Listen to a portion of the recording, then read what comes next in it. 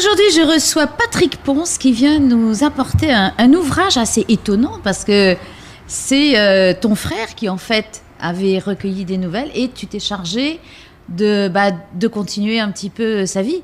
Oui, tout à fait. En fait, Serge Arnoux, qui est mon frère, puisque ma mère a eu 3 garçons avec 3 pères différents. Et Serge a eu 3 enfants avec 3 mères différentes. Comme c'est génétique, ouais, héréditaire. Bon, moi, ça a sauté ma génération, donc c'est tombé sur Serge. Et voilà, donc Serge a vécu dans le Pacifique quand même près de 70 ans. Il faut dire qu'il est venu sur les traces de notre arrière-grand-père, qui était greffier au tribunal de Papeete en 1860. Alors, il s'est marié en 1866 ici avec une dame qui était chilienne, qui s'appelait Carlota de los Andes, et Carolina de los Andes, pardon, et qui rentrait en France comme juge de paix. Donc dans notre famille, Tahiti revenait souvent dans la conversation, et ma mère grand-père disait, la route s'arrêtait à Fa'a. Après, c'était une piste. Grand-mère allait à la cour de la reine Pomaré. Voilà, donc alors ça nous a bercé. Ça vous est rêvé, vous les gosses. Ouais. Tout à fait. Donc Serge était le premier à en rêver et à concrétiser, et moi je l'ai suivi, parce qu'on ne peut pas rester comme ça dans sa vie sans savoir ce qu'ont fait les ancêtres. Alors, pour l'histoire de Serge, Serge, depuis qu'il était à la retraite, écrivait des nouvelles qui étaient soit du vécu, soit le fruit de son imagination. En fait, mais il n'était pas spécialement écrivain. Ah non, mais il a un style épatant. Non, je veux dire, c'était pas son métier. Non, mais il lisait énormément. C'était pour se faire plaisir, quoi. Et pour se faire plaisir. Alors, moi, il y a certaines nouvelles qui me plaisaient beaucoup. Et un jour, je lui ai dit, écoute, pourquoi tu n'édites pas un livre avec un recueil de ces nouvelles qui sont vraiment très sympas ? Il ne faut pas que ça reste une confidence. Il faut quand même que ça sorte et que tout le monde en profite. Il ne voulait pas, il traînait les 2 pieds. Et puis quand même, au mois de décembre dernier, donc l'année dernière, j'ai réussi à le décider. Et il m'a dit d'accord. Bon, mais je ne me déplace pas. Il avait thésaurisé tout ça. Ah oui, tout était sur informatique. Bon, voilà. Et puis, il en avait fait paraître certaines dans Tahiti Pacific Magazine. Du moins, Tahiti Pacific Magazine l'avait hébergé pour faire paraître ses nouvelles. Et au mois de décembre, j'ai réussi à le décider. Mais il me dit, je ne me déplace pas, je ne veux pas sortir. Moi, je dis, je t'envoie quelqu'un pour démarrer ça. Parce qu'il habitait toujours ici. Oui, il habitait à Supermaïna. Et puis, ce jour-là, il est tombé malade, direction l'hôpital, assez grave, ça s'est emmêlé, encore plus grave.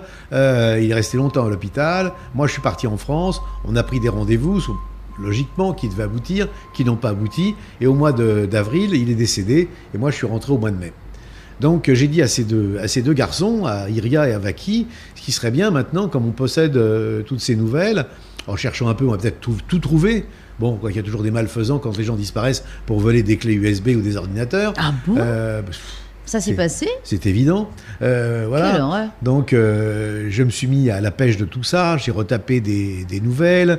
Les 2 garçons étaient d'accord pour financer l'opération.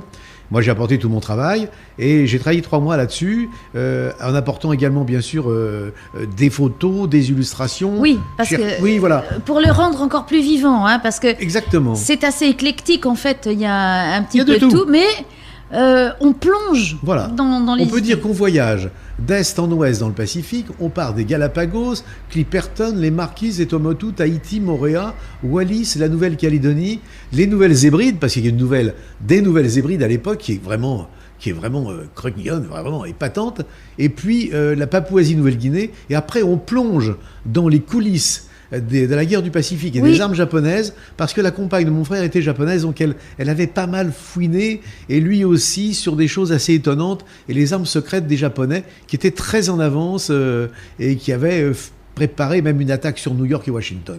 Carrément. Alors c'est pour ça que ça s'appelle aussi pacifique ou belliqueux pour... T'as vu, j'ai tout compris. Hein. Tout à fait. Tu vois que je l'ai lu quand même. Hein. Bien sûr, absolument. Non, c'est ça. J'ai cherché un titre qui soit sympa et qui permette d'avoir... rigolo et en même temps des clins d'œil. Voilà. Alors, en couverture, il y a un oiseau qui est pas forcément très très sympa, qui fait un peu penser aux oiseaux d'Hitchcock.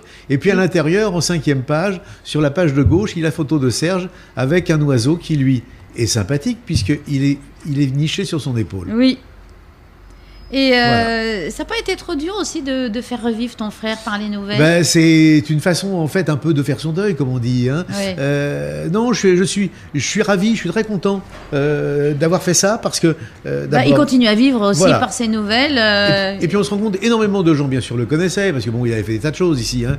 Il est arrivé avec les 4 du Moana, ce tour du monde de la chasse sous-marine de 54 à 57. Ensuite il est revenu, il a travaillé pour le Club Med, il a fait les croisières à bord des goélettes pour les premiers gentils membres, ceux qui arrivent Oui. en 62, donc, avec les premiers avions. Et puis ensuite, il a été chef de village au Club Méditerranée.